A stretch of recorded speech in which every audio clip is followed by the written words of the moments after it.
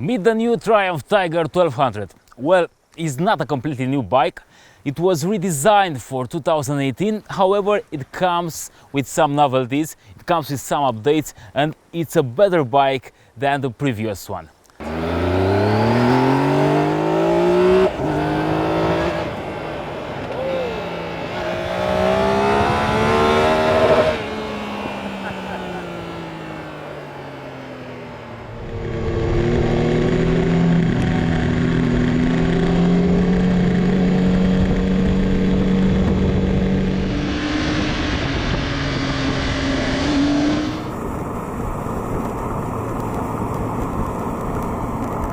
First of all is the weight, because the old Triumph Tiger Explorer was a big heavyweight machine and the guys at Triumph managed to somehow reduce it and to make it lighter.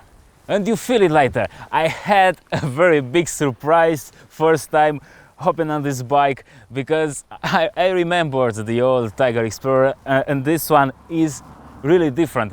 It feels more nimble, it feels more powerful, it feels right there, it's got a better handling. I felt it from the first moment I hopped on the bike.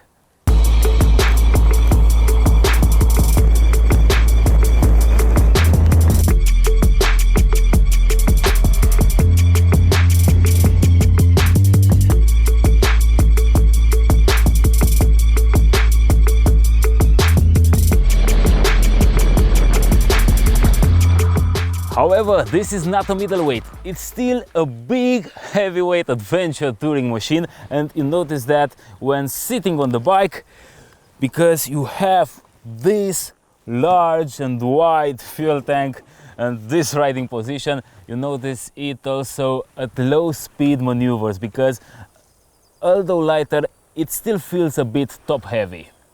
But this wide fairing and the wide fuel tank is also good for the weather protection. And the weather protection on this bike is excellent. You have protection to your knees, to your upper body and to your helmet. And you have this enormous adjustable screen, electrically adjustable screen. So this is the low position. And this is the high one. The thing is that you don't get wind buffeting when using this screen, so it's perfect. The seat is very plush, both for you and for the passenger. Let's have a look. There's plenty of space over here, and very important, both seats are heated, which is very nice. And you also have heated grips, you have perfect ergonomics, you have comfortable suspension. You have all you need for touring. So I think this is probably the most comfortable adventure travel bike on the market. Now let's get back to the riding position, because there's a thing I just don't like. And that thing is the heat that comes from the engine when riding at low speed in city traffic or traffic jams, or I don't know. The thing is that is the engine that is overheating, and the heat gets to the frame, and from the frame it gets to you, and it's very annoying.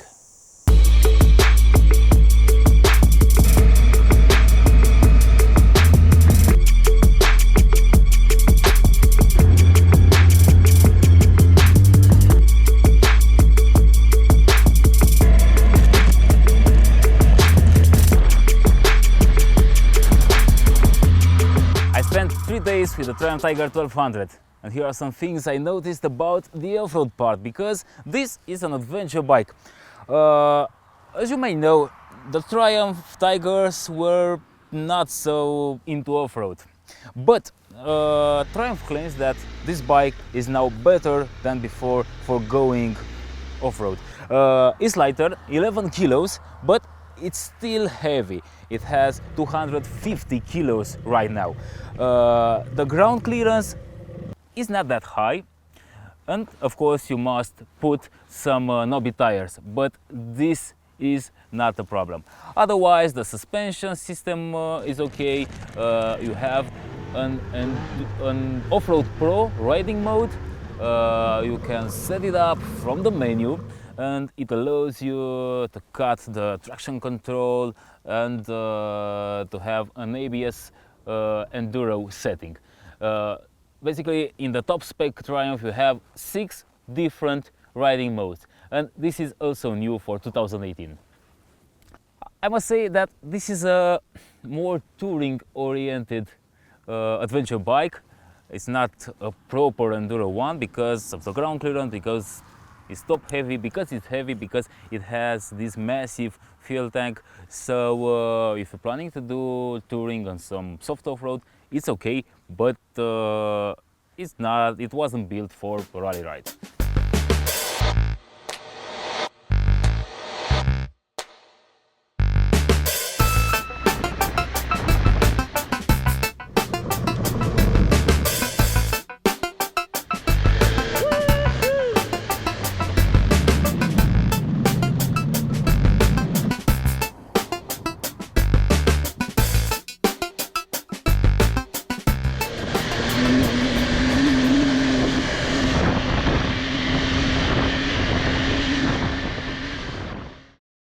The engine was also updated for 2018.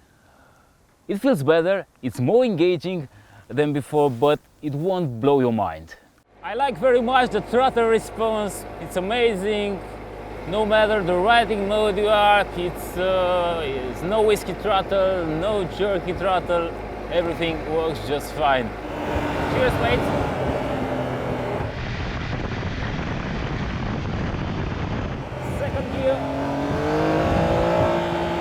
Beautiful on curvy roads, it's a very nice bike for the highways because it's very comfortable.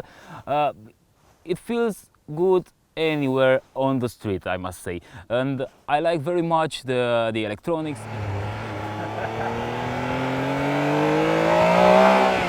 Now that was a bit of traction control.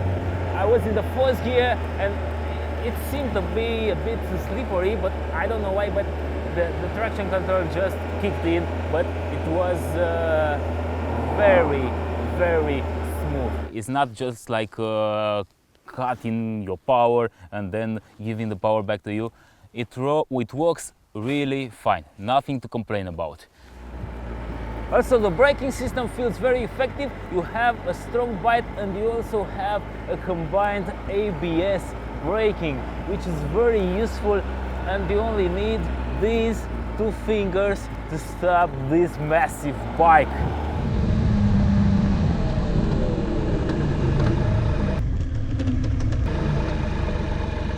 I must admit that the engine is a thirsty one. I got 6.7 liters for 100 kilometers fuel consumption, and that's a combined fuel consumption. But if you're riding at a higher pace on the highway, you might get around 7.2, 7.5 even liters for 100 kilometers, which might be considerably much because you have only 20 liters of fuel, and if you're into highway riding, it might be a bit annoying. This bike has a lot of new features. It comes with a new dash, which is very nice and very easy to read. It even has an automatic contrast. It has illuminated buttons. You can swipe through the menu easily than before, and it also comes with cornering lights. Honestly, I didn't find them very useful. I didn't notice them in action, but that sounds cool. This Triumph Tiger 1200 is more user-friendly than the Tiger Explorer, than the previous version, but still you'll have some issues at the beginning. The nice thing is that you have a rider mode that you can set up for yourself, but if you want to go from the road mode, for example, road street riding mode or sport riding mode, to the off-road riding mode, you must stop. You can't do it on the go, which also might be a bit annoying. So no vibes, very comfortable, a mile liter. This is a proper touring machine. A better bike than before. It's really easy to say that, but still it faces some fierce rivals on the market. For example, it's the KTM 1290S and of course the bestseller BMW R1200 GS. So how good is this Triumph against its rivals? We're gonna find out in the next episode, because the big adventure comparison is on the way.